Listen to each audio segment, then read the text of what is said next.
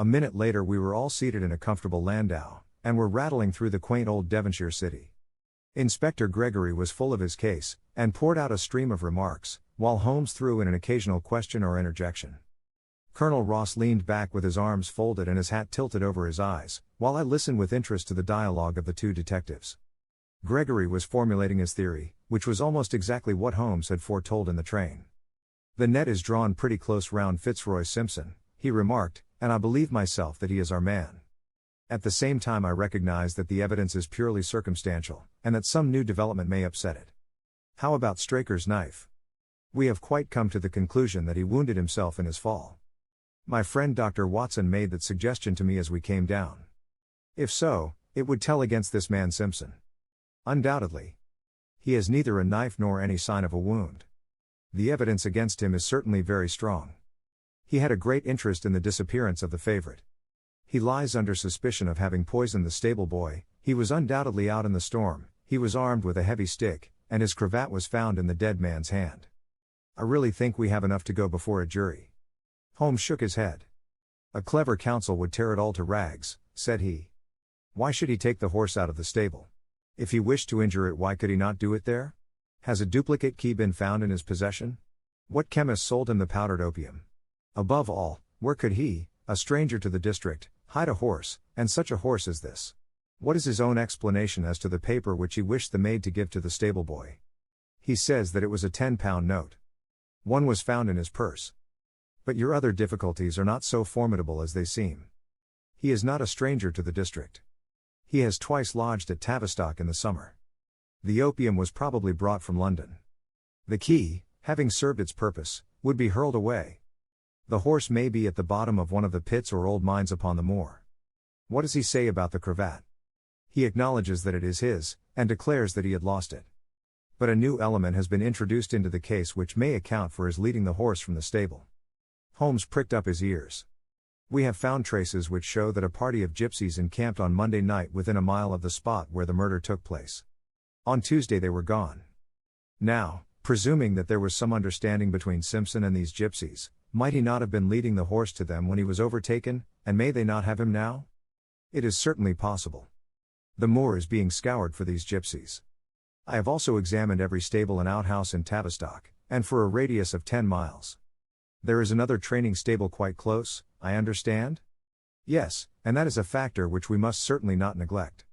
As Desborough, their horse, was second in the betting, they had an interest in the disappearance of the favorite. Silas Brown, the trainer, is known to have had large bets upon the event, and he was no friend to poor Straker. We have, however, examined the stables, and there is nothing to connect him with the affair. And nothing to connect this man Simpson with the interests of the Mapleton stables? Nothing at all." Holmes leaned back in the carriage, and the conversation ceased. A few minutes later our driver pulled up at a neat little red brick villa with overhanging eaves which stood by the road. Some distance off, across a paddock, lay a long grey tiled outbuilding. In every other direction the low curves of the moor, bronze-coloured from the fading ferns, stretched away to the skyline, broken only by the steeples of Tavistock, and by a cluster of houses away to the westward which marked the Mapleton stables. We all sprang out with the exception of Holmes, who continued to lean back with his eyes fixed upon the sky in front of him, entirely absorbed in his own thoughts. It was only when I touched his arm that he roused himself with a violent start and stepped out of the carriage. "Excuse me," said he, turning to Colonel Ross, who had looked at him in some surprise. "I was daydreaming." There was a gleam in his eyes and a suppressed excitement in his manner which convinced me, used as I was to his ways, that his hand was upon a clue, though I could not imagine where he had found it. "Perhaps you would prefer at once to go on to the scene of the crime, Mr. Holmes?" said Gregory. "I think that I should prefer to stay here a little and go into one or two questions of detail. Straker was brought back here, I presume?" "Yes, he lies upstairs. The inquest is tomorrow." "He has been in your service some years, Colonel Ross?" "I have always found him an excellent servant." "I presume that you made an inventory of what he had in his pockets at the time of his death, Inspector?" "I have the things themselves in the sitting room, if you would care to see them." "I should be very glad." We all filed into the front room and sat round the central table while the inspector unlocked a square tin box and laid a small heap of things before us.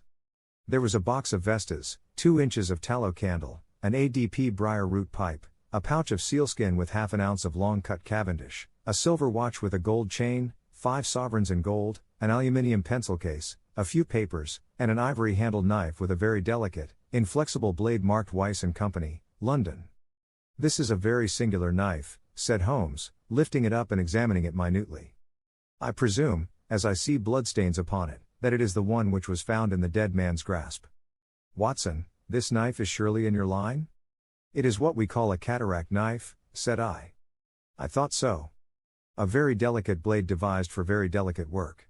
A strange thing for a man to carry with him upon a rough expedition, especially as it would not shut in his pocket." "The tip was guarded by a disc of cork which we found beside his body," said the inspector. "His wife tells us that the knife had lain upon the dressing table, and that he had picked it up as he left the room. It was a poor weapon, but perhaps the best that he could lay his hands on at the moment." "Very possible. How about these papers?" "3 of them are receipted hay dealers' accounts. One of them is a letter of instructions from Colonel Ross. This other is a milliner's account for £37.15 made out by Madame Lesurrier, of Bond Street, to William Derbyshire. Mrs. Straker tells us that Derbyshire was a friend of her husband's and that occasionally his letters were addressed here." "Madame Derbyshire had somewhat expensive tastes," remarked Holmes, glancing down the account. 22 guineas is rather heavy for a single costume. However, there appears to be nothing more to learn, and we may now go down to the scene of the crime." As we emerged from the sitting room, a woman, who had been waiting in the passage, took a step forward and laid her hand upon the inspector's sleeve. Her face was haggard and thin and eager, stamped with the print of a recent horror. "Have you got them? Have you found them?" she panted. "No, Mrs. Straker. But Mr. Holmes here has come from London to help us, and we shall do all that is possible." "Surely I met you in Plymouth at a garden party some little time ago, Mrs. Straker?" said Holmes. "No, sir, you are mistaken." "Dear me.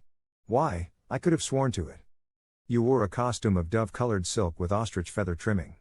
"I never had such a dress, sir," answered the lady. "Ah, that quite settles it," said Holmes. And with an apology he followed the inspector outside. A short walk across the moor took us to the hollow in which the body had been found. At the brink of it was the furze bush upon which the coat had been hung. "There was no wind that night, I understand," said Holmes. "None, but very heavy rain." "In that case the overcoat was not blown against the furze bush, but placed there." "Yes, it was laid across the bush." "You fill me with interest. I perceive that the ground has been trampled up a good deal." "No doubt many feet have been here since Monday night. A piece of matting has been laid here at the side, and we have all stood upon that." "Excellent. In this bag I have one of the boots which Straker wore, one of Fitzroy Simpson's shoes, and a cast horseshoe of silver blaze." "My dear inspector, you surpass yourself." Holmes took the bag, and, descending into the hollow, he pushed the matting into a more central position. Then, stretching himself upon his face and leaning his chin upon his hands, he made a careful study of the trampled mud in front of him. "Hello," said he, suddenly. "What's this?" It was a wax vesta half burned, which was so coated with mud that it looked at first like a little chip of wood. "I cannot think how I came to overlook it," said the inspector, with an expression of annoyance. "It was invisible, buried in the mud. I only saw it because I was looking for it." "What? You expected to find it?" "I thought it not unlikely." He took the boots from the bag, and compared the impressions of each of them with marks upon the ground. Then he clambered up to the rim of the hollow, and crawled about among the ferns and bushes. "I am afraid that there are no more tracks," said the inspector. "I have examined the ground very carefully for 100 yards in each direction." "Indeed," said Holmes, rising. "I should not have the impertinence to do it again after what you say. But I should like to take a little walk over the moor before it grows dark, that I may know my ground tomorrow, and I think that I shall put this horseshoe into my pocket for luck." Colonel Ross, who had shown some signs of impatience at my companion's quiet and systematic method of work, glanced at his watch. "I wish you would come back with me, Inspector," said he. "There are several points on which I should like your advice, and especially as to whether we do not owe it to the public to remove our horse's name from the entries for the cup." "Certainly not," cried Holmes, with decision. "I should let the name stand." The colonel bowed. "I am very glad to have had your opinion, sir," said he. "You will find us at poor Straker's house when you have finished your walk, and we can drive together into Tavistock." He turned back with the inspector, while Holmes and I walked slowly across the moor. The sun was beginning to sink behind the stables of Mapleton, and the long, sloping plain in front of us was tinged with gold, deepening into rich, ruddy browns where the faded ferns and brambles caught the evening light. But the glories of the landscape were all wasted upon my companion, who was sunk in the deepest thought. "It's this way, Watson," said he at last. "We may leave the question of who killed John Straker for the instant, and confine ourselves to finding out what has become of the horse. Now, supposing that he broke away during or after the tragedy, where could he have gone to? The horse is a very gregarious creature. If left to himself, his instincts would have been either to return to King's Pyland or go over to Mapleton. Why should he run wild upon the moor? He would surely have been seen by now. And why should gypsies kidnap him? These people always clear out when they hear of trouble, for they do not wish to be pestered by the police. They could not hope to sell such a horse. They would run a great risk and gain nothing by taking him. Surely that is clear. Where is he, then? I have already said that he must have gone to King's Pyland or to Mapleton. He is not at King's Pyland. Therefore he is at Mapleton. Let us take that as a working hypothesis and see what it leads us to. This part of the moor, as the inspector remarked, is very hard and dry. But it falls away towards Mapleton, and you can see from here that there is a long hollow over yonder, which must have been very wet on Monday night. If our supposition is correct, then the horse must have crossed that, and there is the point where we should look for his tracks. We had been walking briskly during this conversation, and a few more minutes brought us to the hollow in question. At Holmes' request I walked down the bank to the right, and he to the left, but I had not taken 50 paces before I heard him give a shout, and saw him waving his hand to me. The track of a horse was plainly outlined in the soft earth in front of him, and the shoe which he took from his pocket exactly fitted the impression. "See the value of imagination," said Holmes. "It is the one quality which Gregory lacks. We imagine what might have happened, acted upon the supposition, and find ourselves justified. Let us proceed." We crossed the marshy bottom and passed over a quarter of a mile of dry, hard turf. Again the ground sloped, and again we came on the tracks. Then we lost them for half a mile, but only to pick them up once more quite close to Mapleton. It was Holmes who saw them first, and he stood pointing with a look of triumph upon his face. A man's track was visible beside the horse's. "The horse was alone before," I cried. "Quite so. It was alone before. Hello, what is this?" The double track turned sharp off and took the direction of King's Pyland. Holmes whistled, and we both followed along after it. His eyes were on the trail, but I happened to look a little to one side, and saw to my surprise the same tracks coming back again in the opposite direction. "One for you, Watson," said Holmes, when I pointed it out. "You have saved us a long walk, which would have brought us back on our own traces. Let us follow the return track." We had not to go far. It ended at the paving of asphalt which led up to the gates of the Mapleton stables. As we approached, a groom ran out from them. "We don't want any loiterers about here," said he. "I only wished to ask a question," said Holmes, with his finger and thumb in his waistcoat pocket. "Should I be too early to see your master, Mr. Silas Brown, if I were to call at 5 o'clock tomorrow morning?" "Bless you, sir, if any one is about he will be, for he is always the first stirring. But here he is, sir, to answer your questions for himself." "No, sir, no, it is as much as my place is worth to let him see me touch your money. Afterwards, if you like." As Sherlock Holmes replaced the half-crown which he had drawn from his pocket, a fierce-looking elderly man strode out from the gate with a hunting crop swinging in his hand. "What's this, Dawson?" he cried. "No gossiping. Go about your business. And you, what the devil do you want here?" "10 minutes' talk with you, my good sir," said Holmes in the sweetest of voices. "I've no time to talk to every gadabout. We want no strangers here. Be off, or you may find a dog at your heels." Holmes leaned forward and whispered something in the trainer's ear.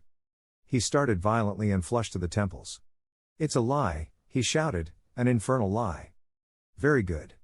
Shall we argue about it here in public or talk it over in your parlor?" "Oh, come in if you wish to." Holmes smiled. "I shall not keep you more than a few minutes, Watson," said he. "Now, Mr. Brown, I am quite at your disposal.